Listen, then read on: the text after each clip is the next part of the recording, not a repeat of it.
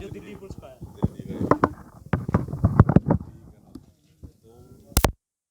हमारे ऐसा क्यों करते? घोड़ा का रास्ता उधर से लिया और हरियाणा में कहीं ले मना करे।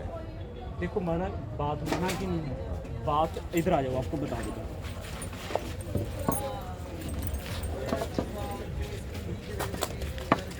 घोड़े अपने सारे धुप्पे खड़े ने, किसी ने सोचती नहीं है नहीं।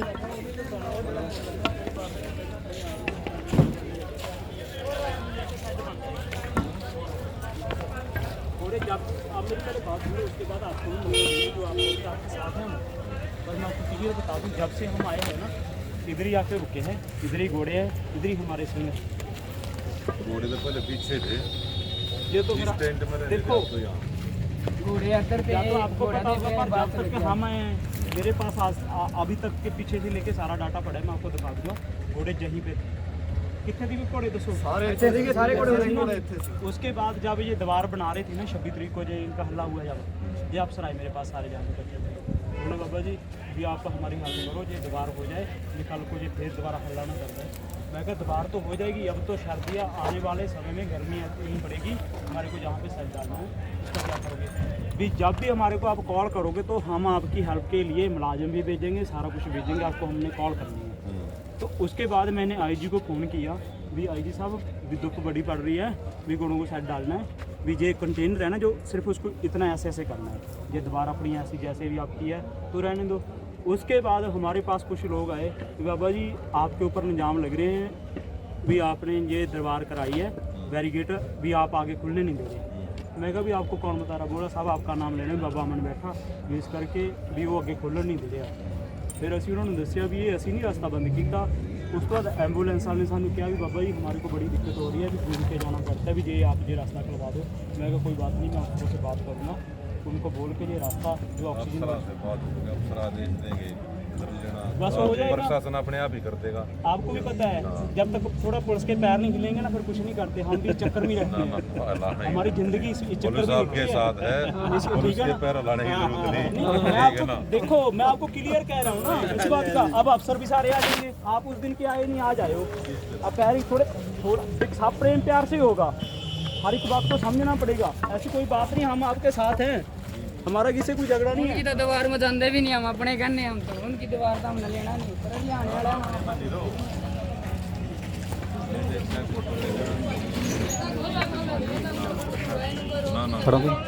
है। बोलना पुलिस ने कल ਇਹਨਾਂ ਨੂੰ ਪੁੱਛਣਾ ਨੇ ਨਾ ਬੋਲਣਾ मना करते बोलना भाजी कुछ मीडिया बोलते ਨਹੀਂ ਬੋਲਣਾ ਨਾ, ਮੈਂ ਤੁਹਾਨੂੰ ਦੱਸਦਾ ਪੁਲਿਸ ਵਾਲਿਆਂ ਨੇ ਗਰੰਟੀ ਹੈ।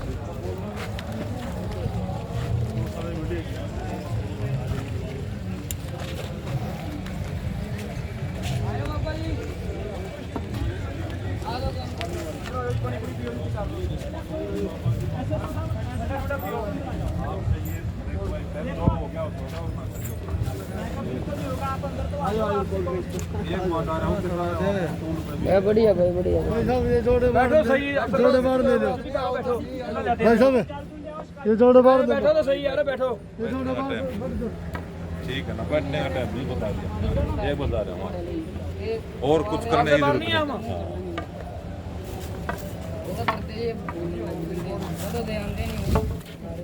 बाबा जी अमन अंदर ही भेजे मारे बाहर भेज।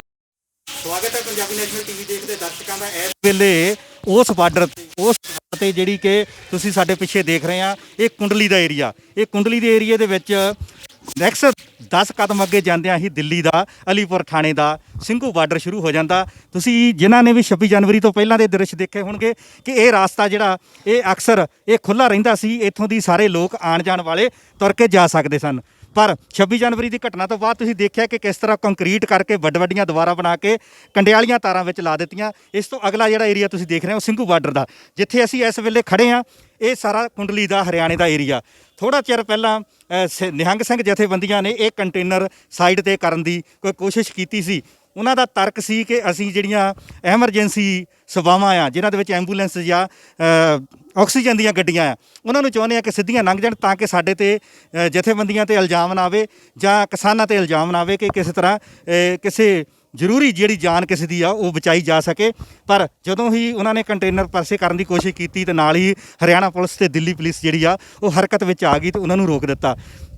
ਇਸ ਵੇਲੇ ਇੱਥੇ ਮੌਕੇ ਤੇ ਕੁੰਡਲੀ ਥਾਣੇ ਦੇ SHO ਆਏ ਹੋਏ ਹਨ, ਤੁਹਾਨੂੰ ਦਿਖਾਉਣੇ ਉਹ ਵੀ ਦ੍ਰਿਸ਼, ਤੇ ਨਾਲ ਬਾਬਾ ਨਿਹੰਗ ਸਿੰਘ ਜਥੇਬੰਦੀਆਂ ਦੇ ਅਮਨ ਜੀ, ਉਹਨਾਂ ਨਾਲ ਵੀ ਤੁਹਾਡੀ ਗੱਲਬਾਤ ਕਰਾਉਂਦੇ ਆ। ਦੇਖਦੇ ਆ ਕਿ ਉਹਨਾਂ ਦਾ ਕੀ ਪੱਖ ਸੀ ਤੇ ਪੁਲਿਸ ਨੇ ਜਿਹੜਾ ਆਪਣਾ ਪੱਖ ਦੇਣ ਤੋਂ ਨਾ ਕਰ ਦਿੱਤੀ, ਪਰ ਉਹ ਇਹਨਾਂ ਜਥੇਬੰਦੀਆਂ ਨੂੰ ਇਹ ਰੋਕ ਕੇ ਗਏ ਕਹਿ ਕੇ ਕਿ ਤੁਸੀਂ ਅਫਸਰ ਸਾਹਿਬਾਨਾਂ ਦੀ ਇਜਾਜ਼ਤ ਤੋਂ ਬਿਨਾਂ ਇੱਥੇ ਕੋਈ ਵੀ ਛੇੜਛਾੜ ਨਹੀਂ ਕਰ ਸਕਦੇ। ਕਰਦੇ ਆ ਗੱਲ ਬਾਬਾ ਅਮਨ ਜੀ ਦੇ ਨਾਲ।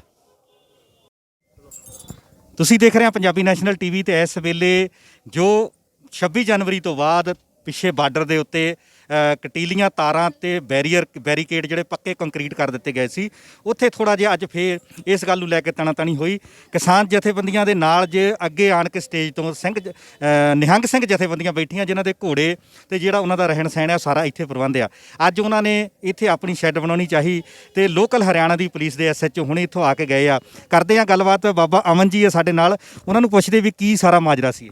ਬਾਬਾ ਜੀ ਕੀ ਵਾਹਿਗੁਰੂ ਜੀ ਖਾਲਸਾ ਵਾਹਿਗੁਰੂ ਜੀ ਫਤਿਹ, ਕੀ ਗੱਲਬਾਤ ਹੋਈ ਅੱਜ? ਵਾਹਿਗੁਰੂ ਜੀ ਕਾ ਖਾਲਸਾ ਵਾਹਿਗੁਰੂ ਜੀ ਕੀ ਫਤਿਹ। ਕਰੀਬਨ ਕੁਛ ਇੱਕ ਹਫ਼ਤੇ ਤੋਂ ਉੱਪਰ ਤੋਂ ਸਮਾਂ ਹੋ ਚੁੱਕਿਆ। ਅਸੀਂ ਦਿੱਲੀ ਪੁਲਿਸ ਨੂੰ ਵੀ ਤੇ ਲੋਕਲ SHO ਨੂੰ ਸਾਰਿਆਂ ਨੂੰ ਕਿਹਾ ਸੀ ਵੀ ਭਾਈ ਵੀ ਗਰਮੀ ਬਹੁਤ ਜ਼ਿਆਦਾ ਪੈਂਦੀ ਆ, ਘੋੜਿਆਂ ਨੂੰ ਸੈੱਡ ਪਾਉਣਾ ਇੱਥੇ। ਅਸੀਂ ਨੇ ਕਰੀਬਨ ਅਸੀਂ ਉਹਨਾਂ ਨੂੰ ਕਲੀਅਰ ਕਰ ਚੁੱਕੇ ਹਾਂ ਵੀ ਇਹ ਰਸਤਾ ਜਿਹੜਾ ਆਪਾਂ ਖੋਲ੍ਹੀਏ ਇਹਨੂੰ, ਕਿਉਂ ਜੋ ਐਂਬੂਲੈਂਸਾਂ ਨੇ ਰਾਤੀ ਇੱਥੋਂ ਬੜੀਆਂ ਐਂਬੂਲੈਂਸਾਂ ਲੰਘਦੀਆਂ ਨੇ, ਜੋ ਆਕਸੀਜਨ ਦੇ ਸਿਲੰਡਰ ਨੇ ਉਹ ਗੱਡੀਆਂ ਲੰਘਦੀਆਂ ਨੇ ਇੱਥੋਂ ਦੀ, ਉਹ ਗਲੀ ਦੇ ਵਿੱਚ ਦੀ ਲੰਘ ਨਹੀਂ ਰਹੀਆਂ ਸੀਆਂ। ਉਹ ਇਸ ਕਰਕੇ ਉਹਨਾਂ ਨੇ ਸਾਨੂੰ ਦੱਸਿਆ। ਮੈਂ ਕਿਹਾ ਵੀ ਸੋ ਤੁਸੀਂ ਇਦਾਂ ਮਹਿਸੂਸ ਕਿਉਂ ਕਰਦੇ ਹੋ? ਕਹਿੰਦੇ ਬਾਬਾ ਜੀ ਵੀ ਸਾਰੇ ਇਸ ਗੱਲ ਨੂੰ ਕਹਿ ਰਹੇ ਆ ਵੀ ਬਾਬੇ ਅਮਨ ਹੁਣੀ ਅੰਦਰ ਅੱਗੇ ਨਿਹੰਗ ਸਿੰਘ ਬੈਠੇ ਆ, ਉਹਨਾਂ ਤੋਂ ਡਰਦੇ ਉਹ ਬੈਰੀਗੇਟ ਹੋਈ ਹੈ ਵੀ ਉਹ ਖੋਲ੍ਹਣ ਨੂੰ ਦੇ ਰਹੇ। ਇਸ ਕਰਕੇ ਅੱਜ ਮੈਂ ਉਹਨਾਂ ਨੂੰ ਕਲੀਅਰ ਕਰਿਆ, ਮੈਂ ਕਿ ਦੇਖੋ ਭਾਵੇਂ ਕੋਈ ਕਰੋਨਾ ਦਾ ਮਰੀਜ਼ ਹੈ, ਭਾਵੇਂ ਕੋਈ ਆਕਸੀਜਨ ਵਾਲੀ ਗੱਡੀ ਹੈ, ਭਾਵੇਂ ਕੋਈ ਐਂਬੂਲੈਂਸ ਆ, ਉਹਦੇ ਲਈ ਇਹ ਰਸਤਾ ਬਿਲਕੁਲ ਕਲੀਅਰ ਖੁੱਲ੍ਹਾ ਹੈ। ਜੋ ਦੀਵਾਰ ਕੀਤੀ ਆ ਨਾ ਤਾਂ ਕਿਸਾਨ ਜਥੇਬੰਦੀਆਂ ਨੇ ਕੀਤੀ ਆ ਨਾ ਅਸੀਂ ਕੀਤੀ ਆ, ਉਹ ਸੈਂਟਰ ਦੀ ਸਰਕਾਰ ਨੇ ਖੁਦ ਆਪ ਕੀਤੀ ਆ। ਉਦੋਂ ਅਸੀਂ ਇਹ ਗੱਲ ਦੇ ਵਿੱਚ ਬਿਲਕੁਲ ਸਹਿਮਤੀ ਸਾਤੋਂ ਪੁੱਛ ਕੇ ਕੀਤੀ ਹੈ। ਉਹਦੇ ਵਿੱਚ ਉਹਨਾਂ ਨੇ ਦੋ ਗੱਲਾਂ ਸਾਨੂੰ ਬਿਲਕੁਲ ਕਲੀਅਰ ਦੱਸੀਆਂ ਸੀਆਂ ਵੀ ਬਾਬਾ ਜੀ ਜੋ ਪਿੱਛੇ ਵਾਲੀ ਸਟੇਜ ਹੈ ਇਹ ਦੀਵਾਰ ਉਹਨਾਂ ਨੇ ਕਰਵਾਈ ਹੈ ਵੀ ਜੋ ਇੱਧਰ ਦੀ ਤੇ ਉਹ ਅਗਲੀ ਸਟੇਜ 'ਤੇ ਨਾ ਜਾ ਸਕਣ। ਤੇ ਉਸ ਤੋਂ ਬਾਅਦ ਅੱਜ ਅਸੀਂ ਇਹਨਾਂ ਨੂੰ ਬਿਲਕੁਲ ਕਲੀਅਰ ਕਰਤਾ ਵੀ ਦੇਖੋ ਸਾਡੀ ਜੋ ਲੜਾਈ ਹੈ ਇਹ ਕਾਲੇ ਕਾਨੂੰਨਾਂ ਦੀ ਲੜਾਈ ਹੈ। ਜੇ ਨਾ ਤਾਂ ਸਾਡੀ ਕਿਸੇ ਨਾਲ ਕਰੋਨਾ ਦੀ ਕੋਈ ਬਹਿਸ ਲੜਾਈ ਹੈ, ਕਿਸੇ ਲੋਕਲ ਪਬਲਿਕ ਨੂੰ ਤੰਗ ਕਰਨਾ ਸਾਡਾ ਵਿਸ਼ਾ ਨਹੀਂ ਹੈਗਾ, ਜਾਂ ਜੋ ਇਹ ਸਾਡੇ ਤੇ ਮੁੱਦਾ ਬਣਾ ਰਹੇ ਨੇ ਵੀ ਕਿਸਾਨ ਅੰਦੋਲਨ ਕਰੋਨਾ ਫੈਲਾ ਦੂਗਾ, ਇਹ ਗੱਡੀਆਂ ਰੋਕ ਲੈਂਦੇ ਆ ਆਕਸੀਜਨ ਦੀਆਂ, ਇਹ ਐਂਬੂਲੈਂਸਾਂ ਕਰਕੇ ਇਹਨਾਂ ਨੂੰ ਦਿੱਕਤ ਹੁੰਦੀ ਹੈ, ਇਹ ਜਾਮ ਲਾਈ ਬੈਠੇ ਆ। ਇਸ ਤਰ੍ਹਾਂ ਦਾ ਅਸੀਂ ਨੇ ਕੋਈ ਜਾਮ ਨਹੀਂ ਲਾਇਆ, ਸਾਡੇ ਲਈ ਬਿਲਕੁਲ ਕਲੀਅਰ ਰਸਤਾ ਹੋਇਆ ਚੁੱਕਿਆ। ਅੱਜ ਅਸੀਂ ਉਹ ਰਸਤਾ ਖੋਲ੍ਹਤਾ, ਕੁਛ ਬੈਰੀਗੇਡ ਚੱਕ ਤੇ ਕੁਛ ਸਾਰੇ ਚੱਕ ਤੇ ਕੰਟੇਨਰ ਨੂੰ ਹਟਾਉਣ ਲੱਗੇ ਸੀ, ਤਾਂ ਪੁਲਿਸ ਮੁਲਾਜ਼ਮ ਅੱਜ ਸਾਨੂੰ ਕਲੀਅਰ ਆ ਕੇ ਕਹਿ ਕੇ ਗਏ ਨੇ ਵੀ ਬਾਬਾ ਜੀ ਸਾਨੂੰ 2 ਦਿਨ ਦਾ ਸਮਾਂ ਦੇ ਦਿਓ, ਉਸ ਤੋਂ ਬਾਅਦ ਜਿਵੇਂ ਵੀ ਹੋਊਗਾ ਵੀ ਅਸੀਂ ਇਹਨੂੰ ਕਲੀਅਰ ਕਰ ਦਾਂਗੇ। ਪਰ ਅਸੀਂ ਆਉਣ ਵਾਲੀ ਗੱਲ ਬਿਲਕੁਲ ਕਲੀਅਰ ਕਰਨਾ ਚਾਹੁੰਦੇ ਹਾਂ ਸੰਗਤ ਨੂੰ ਵੀ ਆਉਣ ਵਾਲੇ ਸਮੇਂ ਦੇ ਵਿੱਚ ਸਾਨੂੰ ਇਹ ਰਸਤਾ ਖੋਲ੍ਹ ਕੇ ਜੋ ਕਰੋਨਾ ਦੀ ਮਰੀਜ਼ ਨੇ ਉਹਨਾਂ ਦਾ ਸਹਾਰਾ ਬਣਨਾ ਚਾਹੀਦਾ। ਜਿਵੇਂ ਇਸ ਟਾਈਮ ਅਸੀਂ ਇੱਥੇ ਸਾਰੀਆਂ ਨਿਹੰਗ ਸਿੰਘ ਜਥੇਬੰਦੀਆਂ ਕਿਸਾਨ ਵੀਰਾਂ ਦਾ ਅੰਦੋਲਨ ਦੇ ਵਿੱਚ ਸਾਥ ਦੇ ਰਹੇ ਹਾਂ। ਅੱਜ ਸਾਨੂੰ ਸਾਰਿਆਂ ਦਾ ਇੱਥੇ ਸਾਨੂੰ ਹਰ ਚੀਜ਼ ਸੋਚਣੀ ਪਊਗੀ, ਉਹ ਭਾਵੇਂ ਸੈਂਟਰ ਦੀ ਸਰਕਾਰ ਹੈ, ਭਾਵੇਂ ਪੁਲਿਸ ਹੈ, ਭਾਵੇਂ ਕਿਸਾਨ ਅੰਦੋਲਨ ਆ, ਅਸੀਂ ਸਾਡੇ ਲਈ ਸਾਰੇ ਇੱਕੋ ਨੇ। ਪਰ ਅਸੀਂ ਕਿਸੇ ਦਾ ਦੁੱਖ ਨਹੀਂ ਦੇਖ ਸਕਦੇ, ਅਸੀਂ ਕਿਸੇ ਨੂੰ ਇਹ ਨਹੀਂ ਕਹਿ ਸਕਦੇ ਵੀ ਸਾਡੀ ਵਜ੍ਹਾ ਦੇ ਨਾਲ ਕੱਲ੍ਹ ਨੂੰ ਇਹਨਾਂ ਨੂੰ ਐਂਬੂਲੈਂਸ ਰੁਕੇ ਇਹਨਾਂ ਦੀ, ਜਾਂ ਆਕਸੀਜਨ ਵਾਲੀ ਗੱਡੀ ਰੁਕੇ, ਜਾਂ ਸੈਂਟਰ ਦੀ ਸਰਕਾਰ ਇਹ ਸਾਡੇ 'ਤੇ ਮੁੱਦਾ ਬਣਾਏ ਵੀ ਇਹ ਖਾਲਿਸਤਾਨੀ ਨੇ, ਵੀ ਇਹਨਾਂ ਦੇ ਕਰਕੇ ਕਰੋਨਾ ਦੇ ਮਰੀਜ਼ ਤਾਂ ਇੰਨੇ ਮਰਦੇ ਆ ਵੀ ਇਹਨਾਂ ਨੇ ਰਾਹ ਰੋਕੇ ਹੋਇਆ, ਬੰਦ ਕੀਤੇ ਹੋਇਆ। ਉਹ ਅਸੀਂ ਮੁੱਦੇ ਤੋਂ ਬਿਲਕੁਲ ਸੰਗਤ ਨੂੰ ਬਲਡ ਨੂੰ ਕਲੀਅਰ ਕਰਨਾ ਚਾਹੁੰਦੇ। ਬਾਬਾ ਜੀ ਤੁਹਾਡਾ ਮਕਸਦ ਇੱਕ ਹੈਗਾ ਵੀ ਜਿਹੜੇ ਇਲਜ਼ਾਮ ਲੱਗ ਰਹੇ ਸੀ ਵੀ ਕਿਸਾਨ ਜਥੇਬੰਦੀਆਂ ਜਾਂ ਕਿਸਾਨਾਂ ਕਰਕੇ ਆਕਸੀਜਨ ਰੁਕ ਰਹੀ ਆ, ਇਸ ਕਰਕੇ ਤੁਸੀਂ ਇਹ ਫੈਸਲਾ ਲੈ ਰਹੇ ਆ, ਤੇ ਜਾਂ ਤੁਹਾਡਾ ਕੋਈ ਇਦਾਂ ਦਾ ਮਕਸਦ ਹੈ ਵੀ ਰਸਤਾ ਖੁੱਲੇ ਤੇ ਉਹਦੇ ਨਾਲ ਫੇਰ ਦੁਬਾਰਾ ਇਦਾਂ ਦੀ ਕੋਈ ਗੱਲਬਾਤ ਹੋ ਜਾਵੇ? ਨਹੀਂ, ਬਿਲਕੁਲ ਅਸੀਂ ਬਿਲਕੁਲ ਕਲੀਅਰ ਕਰਨਾ ਚਾਹੁੰਦੇ ਹਾਂ। ਮੇਨ ਮੁੱਦਾ ਸਾਡਾ ਐਂਬੂਲੈਂਸ ਤੇ ਆਕਸੀਜਨ ਦੀ ਗੱਡੀਆਂ ਦਾ ਜੋ ਬਣਦਾ ਉਹ ਅਸੀਂ ਉਹਦੇ ਲਈ ਰਸਤਾ ਬਿਲਕੁਲ ਕਲੀਅਰ ਕਰ ਦੇਣਾ। ਉਹ ਅਸੀਂ ਸਰਕਾਰ ਨੂੰ ਵੀ ਇਹ ਗੱਲ ਕਹਿਣਾ ਚਾਹੁੰਦੇ ਹਾਂ, ਤੁਹਾਡੀ ਆਪਸ ਵਿੱਚ ਜੋ ਵੀ ਲੜਾਈ ਆ ਕਾਲੇ ਕਾਨੂੰਨਾਂ ਦੀ ਕਿਸਾਨਾਂ ਦੇ ਪ੍ਰਤੀ, ਉਹ ਤੁਸੀਂ ਆਪਣੀ ਕਾਨੂੰਨ ਦਾਇਰੇ ਦੇ ਵਿੱਚ ਲੜੋ। ਪਰ ਲੋਕਲ ਜੋ ਸੰਗਤ ਹੈ, ਜੋ ਗੱਡੀਆਂ ਨੇ ਆਕਸੀਜਨ ਦੀਆਂ ਜਾਂ ਐਂਬੂਲੈਂਸ, ਉਹਨਾਂ ਨੂੰ ਤੁਸੀਂ ਕਿਸੇ ਵੀ ਗੱਲ ਦੀ ਵਿਗੜ ਆਓ। ਕਿਉਂ ਮਹਾਮਾਰੀ ਚੱਲ ਰਹੀ ਆ, ਮਹਾਮਾਰੀ ਦਾ ਸਾਨੂੰ ਸਾਰਿਆਂ ਨੂੰ ਇਕੱਠੇ ਹੋ ਕੇ, ਭਾਵੇਂ ਉਹ ਸਰਕਾਰ ਹੈ, ਭਾਵੇਂ ਉਹ ਮਿਲਟਰੀ ਆ, ਭਾਵੇਂ ਪੁਲਿਸ ਪ੍ਰਸ਼ਾਸਨ ਆ, ਭਾਵੇਂ ਕਿਸਾਨ ਜਥੇਬੰਦੀਆਂ ਨੇ, ਭਾਵੇਂ ਨਿਹੰਗ ਸਿੰਘ ਜਥੇਬੰਦੀਆਂ ਨੇ, ਉਹਨਾਂ ਨੂੰ ਕਿਸੇ ਦਾ ਭਲਾ ਕਰਨ ਦਾ ਸੋਚਣਾ ਚਾਹੀਦਾ। ਇਸ ਕਰਕੇ ਸਾਡਾ ਜਿਹੜਾ ਮੁੱਦਾ ਸੀ ਮੇਨ, ਉਹ ਰਸਤਾ ਖੁਲਾਉਣ ਦਾ। ਇਸ ਕਰਕੇ ਵੀ ਜੋ ਐਂਬੂਲੈਂਸਾਂ 150 ਕਿਲੋਮੀਟਰ ਉੱਪਰ ਦੀ ਜਾਂਦੀਆਂ ਨੇ, ਘੁੰਮ ਕੇ ਇੱਥੋਂ 30 ਕਿਲੋਮੀਟਰ ਕੋਲ ਦੀ ਜਾਣਗੀਆਂ ਇਹਨਾਂ ਦੇ। ਤਣੀ ਜਿਹੜੀ ਦਿੱਲੀ ਹੋਈ ਹਰਿਆਣਾ ਨਾਲ ਹਰਿਆਣੇ ਨਾਲ ਵੀ ਹੋਈ ਆ, ਦਿੱਲੀ ਵਾਲੇ ਨਾਲ ਵੀ ਹੋਈ ਆ। ਉਹ ਬਹਿਸ ਕਰਦੇ ਸੀ, ਕਹਿੰਦੇ ਸੀ ਖੋਲ੍ਹਣ ਨਹੀਂ ਦੇਣਾ। ਮੈਂ ਕਿਹਾ ਤੁਹਾਨੂੰ 2 ਦਿਨ ਦਾ ਸਮਾਂ ਦਿੱਤਾ, ਠੀਕ ਆ। ਕੱਲ ਨੂੰ ਤੁਸੀਂ ਇਹ ਗੱਲ ਨਹੀਂ ਕਹਿ ਸਕਦੇ ਵੀ ਨਿੰਗਾ ਸਿੰਘਾਂ ਨੇ ਰਸਤਾ ਜਾਮ ਲਾਇਆ ਜਾਂ ਨਿੰਗਾ ਸਿੰਘਾਂ ਨੇ ਬੈਰੀਕੇਡ ਕੀਤੀ ਆ। ਨਹੀਂ, ਇਹ ਅਸੀਂ ਦੋਡੇ ਆ ਕੰਟੇਨਰ ਕਟੂਨ ਜੇ ਸਾਰੇ ਧੂ ਦੇਣੇ ਆ, ਫਿਰ ਤੁਸੀਂ ਜੋ ਕਰਨਾ ਉਹ ਤੁਸੀਂ ਆਪਣਾ ਕਰਿਓ। ਅਸੀਂ ਪਰ ਹੱਕ ਸੱਚ ਲਈ ਲੜਨਾ, ਸਾਡੀ ਕਿਸੇ ਨਾਲ ਕੋਈ ਲੜਾਈ ਨਹੀਂ ਹੈਗੀ। ਸਿਰਫ ਅਸੀਂ ਅੱਜ ਵੀ ਦਿੱਲੀ ਆਈਜੀ ਨੂੰ ਮੈਂ ਫੋਨ ਕੀਤਾ ਸੀ, ਉਹਨਾਂ ਨੂੰ ਵੀ ਕਿਹਾ, ਐਸਐਚਓ ਨੂੰ ਵੀ ਕਿਹਾ ਵੀ ਇਹ ਕੰਟੇਨਰ ਆ ਜਿਹੜੇ ਨੂੰ ਇਦਾਂ ਘੁਮਾ ਦਿਓ, ਥੋੜਾ ਰਸਤਾ ਖੋਲ ਦਿਓ ਜੋ ਐਂਬੂਲੈਂਸ ਕਲੀਅਰ ਲੰਘੇ। ਹੋਰ ਸਾਡਾ ਕਿਸੇ ਨਾਲ ਕੋਈ ਲੜਾਈ ਝਗੜਾ ਨਹੀਂ ਹੈਗਾ ਕਿਸੇ ਗੱਲ ਦਾ ਵੀ। ਮਤਲਬ ਇਦਾਂ ਦਾ ਕੋਈ ਮਕਸਦ ਨਹੀਂ ਕਿ ਵੀ ਆਪਾਂ ਕੋਈ ਕਿਸ ਤਰ੍ਹਾਂ ਦਾ ਕੋਈ ਅੱਗੇ ਵਾਂਗੂ ਪਹਿਲਾਂ ਦੀ ਸਥਿਤੀ ਪੈਦਾ ਕਰੀਏ। ਨਹੀਂ ਬਿਲਕੁਲ ਆਪਣਾ ਇਹ ਦੇਖੋ, ਇਹਨਾਂ ਦੀ ਜੋ ਲੜਾਈ ਆ, ਅਸੀਂ ਇਹਨਾਂ ਨੂੰ ਕਿਸਾਨ ਜਥੇਬੰਦੀਆਂ ਨੂੰ ਵੀ ਕਹਿਣਾ, ਇਸ ਸੈਂਟਰ ਦੀ ਸਰਕਾਰ ਨੂੰ ਵੀ ਤੁਸੀਂ ਜਿੰਨਾ ਮਰਜ਼ੀ ਮਿਲਟਰੀਆਂ ਲਾ ਲਿਓ, ਇਹ ਦੇਸ਼ ਦੀ ਇੱਕ ਨਖੌਦੀ ਵਾਲਾ ਕੰਮ ਹੋਇਆ ਪਿਆ। ਪੂਰਾ ਵਰਲਡ ਵੇਖਦਾ ਹੈ ਵੀ ਆਪਸ ਵਿੱਚ ਇੱਕ ਮੁਲਕ ਦੇ ਵਿੱਚ ਦੀਵਾਰਾਂ ਬਣੀਆਂ, 4 ਬਾਰਡਰ ਨੇ, 4 ਬਾਰਡਰਾਂ ਦੇ ਵਿੱਚ ਅੱਜ ਉਹ ਹਾਲਾਤ ਬਣਾਤੇ ਸਰਕਾਰ ਨੇ ਵੀ ਜਿਵੇਂ ਚਾਈਨਾ ਦੇ ਬਾਰਡਰ ਤੇ ਤਾਰਾਂ ਲੱਗੀਆਂ ਹੁੰਦੀਆਂ ਨੇ, ਉਹ ਕੰਮ ਕਰਤਾ। ਇਹ ਦੇਸ਼ ਦਾ ਮਾਹੌਲ ਖਰਾਬ ਹੋ ਜਾਣਾ ਆਉਣ ਵਾਲੇ ਸਮੇਂ ਦੇ ਵਿੱਚ। ਇਹ ਸਰਕਾਰ ਨੂੰ ਸੋਚਣਾ ਚਾਹੀਦਾ ਵੀ ਹਰ ਇੱਕ ਮਹਾਮਾਰੀ ਦੇ ਵਿੱਚ ਅਸੀਂ ਐਸੇ ਬਿੱਲ ਕੀ ਕਰਨੇ ਆ ਲਾਗੂ ਕਰਕੇ ਜਿਹਦੇ ਨਾਲ ਲੋਕ ਤਾਂ ਉਦਾਂ ਹੀ ਬੜੇ ਕਰੋਨਾ ਦੀ ਮਹਾਮਾਰੀ 'ਚ ਮਰੇ ਜਾਂਦੇ ਆ। ਜ਼ਮੀਨਾਂ ਕੋਈ ਨਾਲ ਨਹੀਂ ਜਾਣੇ, ਬਿੱਲ ਕੋਈ ਨਾਲ ਨਹੀਂ ਜਾਣੇ। ਇਸ ਕਰਕੇ ਸਾਨੂੰ ਸੱਚ ਦਾ ਪਹਿਰਾ ਦੇਣਾ ਪਊਗਾ ਸਾਰਿਆਂ ਨੂੰ। ਅਸੀਂ ਕਿਸਾਨ ਜਥੇਬੰਦੀਆਂ ਨੂੰ ਵੀ ਗੱਲ ਕਲੀਅਰ ਕਰਨਾ ਚਾਹੁੰਦੇ ਆ ਵੀ ਤੁਸੀਂ ਸੂਝਵਾਨ ਦੇ ਨਾਲ ਇਹ ਇਕੱਠ ਕਰਨ ਦੇ ਨਾਲ ਅੰਦੋਲਨ ਕਾਮਯਾਬ ਨਹੀਂ ਹੋਣਾ। ਇਹਨੂੰ ਪ੍ਰੇਮ ਪਿਆਰ ਦੇ ਨਾਲ ਇਹ ਇੱਕ ਟੇਬਲ ਤੇ ਆ ਕੇ ਨਿਬੜੂਗੀ ਤੁਹਾਡੀ ਗੱਲ। ਪੈਨਸਲ ਤੇ ਕਲਮ ਦੀ ਲੜਾਈ ਹੈ ਇਹ ਸਾਡੀ, ਕੋਈ ਤੇਗਾਂ ਦੀ ਜਾਂ ਗੋਲੀਆਂ ਦੀ ਜਾਂ ਮਿਲਟਰੀ ਲਾਉਣ ਦੇ ਨਾਲ ਨਹੀਂ ਇਹ ਲੜਾਈ ਮੁੱਕਣੀ।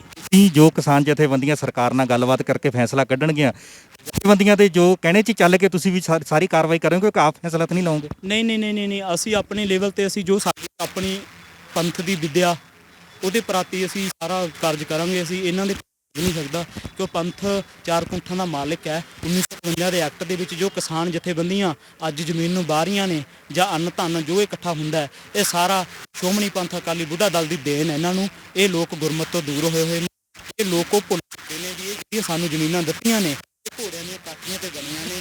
ਦਿਨ ਰਾਤ ਕਰਕੇ ਦੀ ਜੜ ਪੱਟੀ ਹੈ, ਜ਼ੁਲਮ ਨੂੰ ਨੱਥ ਪਾ ਕੇ ਫਿਰ ਇਹ ਜ਼ਮੀਨਾਂ ਉਹਨਾਂ ਤੋਂ ਛੁਡਾ ਕੇ ਇਹਨਾਂ ਘਰਾਣਿਆਂ ਨੂੰ ਦਿੱਤੀਆਂ ਸੀਆਂ। ਇਸ ਕਰਕੇ ਵੀ ਆਉਣ ਵਾਲੇ ਸਮੇਂ ਦੇ ਵਿੱਚ ਤੁਸੀਂ ਇਹ ਫੌਜ ਆ ਜਿਹੜੀ ਪਰਮੇਸ਼ਰ ਅਕਾਲ ਪੁਰਖ ਦੀ, ਇਹਨੂੰ ਤਿਆਰ ਰੱਖੋਗੇ, ਇਹਨਾਂ ਨੂੰ ਰਾਸਤਾ ਬਸਤਾ ਦਵੋਗੇ, ਚੰਗੇ ਰਾਖੇ ਦਵੋਗੇ ਤਾਂ ਆਉਣ ਵਾਲੇ ਸਮੇਂ ਦੇ ਵਿੱਚ ਤੁਹਾਡਾ ਇਹ ਸਾਥ ਦੇਣਗੇ। ਜਿਵੇਂ ਅੱਜ ਕਿਸਾਨ ਨਾਲ ਅੰਦੋਲਨ ਦੇ ਵਿੱਚ ਨਿੰਗਾ ਸਿੰਘਾਂ ਨੇ ਆ ਕੇ ਸਾਥ ਦਿੱਤਾ, ਇਹ ਉਹ ਪਰਮੇਸ਼ਰ ਅਕਾਲ ਪੁਰਖ ਦਾ ਸਿਆਇਆ ਹੋਇਆ ਪੰਥ ਹੈ। ਇਸ ਕਰਕੇ ਸੱਚ ਝੂਠ ਦੀ ਜੋ ਲੜਾਈ ਹੈ ਉਹ ਸਾਨੂੰ, ਜਦੋਂ ਅਸੀਂ ਖੰਡੇ ਬਾਟੇ ਦੀ ਪੌਲ ਸਾਨੂੰ ਅਪਾਰ ਕਿਰਪਾ ਹੁੰਦੀ ਆ, ਗੁਰੂ ਵੱਲੋਂ ਮਿਲਦੀ ਆ, ਤਾਂ ਸਾਨੂੰ ਪਹਿਲਾਂ 5 ਗੱਲਾਂ ਬਚਨ ਕਲੀਅਰ ਹੋ ਜਾਂਦੇ ਆ ਵੀ ਗੁਰੂ ਕੇ ਲਾਲ ਜੀ ਇਹ 5 ਗੱਲਾਂ ਬਿਲਕੁਲ ਯਾਦ ਰੱਖਣੀਆਂ ਨੇ ਆਪਾਂ ਨੇ।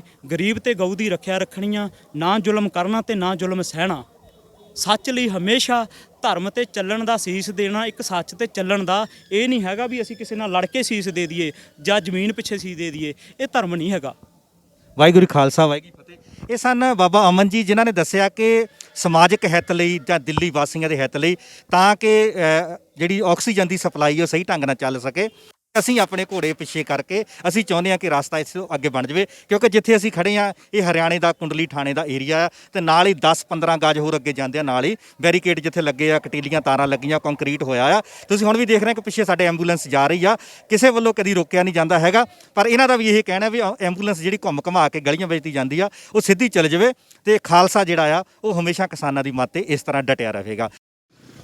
ਸਾਡੇ ਨਾਲ ਜੁੜ ਚੁੱਕੇ ਇਸ ਵੇਲੇ ਦੀਪ ਖੱਤਰੀ ਜੀ, ਜਿਹੜੇ ਕਿਸਾਨ ਮੋਰਚੇ ਦੇ ਵਿੱਚ ਆਪਣਾ ਅਹਿਮ ਰੋਲ ਰੱਖਦੇ ਆ ਤਾਂ ਹਮੇਸ਼ਾ ਹੀ ਜੋ ਫੈਸਲੇ ਕਿਸਾਨ ਮੋਰਚੇ ਵੱਲੋਂ ਲਏ ਜਾਂਦੇ ਆ ਤੇ ਉਹਨਾਂ ਦੇ ਉੱਪਰ ਪੂਰਾ ਆਪਣਾ ਨਜ਼ਰ ਵੀ ਰੱਖਦੇ ਤੇ ਉਹਨੂੰ ਪੂਰਨ ਕਰਨ ਲਈ ਆਪਣਾ ਯੋਗਦਾਨ ਵੀ ਪਾਉਂਦੇ ਰਹੇ। ਦੀਪ ਖੱਤਰੀ ਜੀ, ਅੱਜ ਇੱਥੇ ਤਣਾਤਣੀ ਚੱਲ ਰਹੀ ਸੀ ਕਿ ਬੈਰੀਕੇਡ ਖੋਲ੍ਹੇ ਜਾਣ, ਪੁਲਿਸ ਨੇ ਦੁਬਾਰਾ ਆਣ ਕੇ ਫਿਰ ਕਿਹਾ ਵੀ ਤੁਸੀਂ ਇਦਾਂ ਨਹੀਂ ਖੋਲ੍ਹ ਸਕਦੇ।